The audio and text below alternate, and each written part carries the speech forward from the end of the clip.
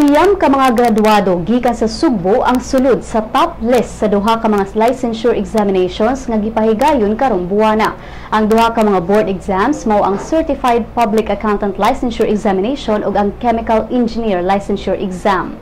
Sa CPA Licensure Exam, 7 ka mga graduado ang gikan sa University of San Carlos ug University of San Jose Recoletos ang misulod sa top 10.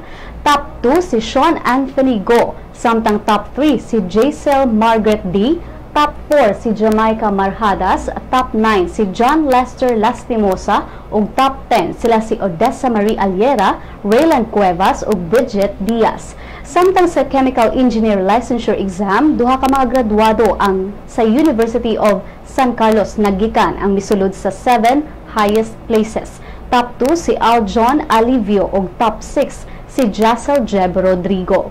Matod sa Professional Regulation Commission nga dunay 2,132 gikan sa 5,959 ka mga takers ang nipasar alang sa CPA Licensure Exam.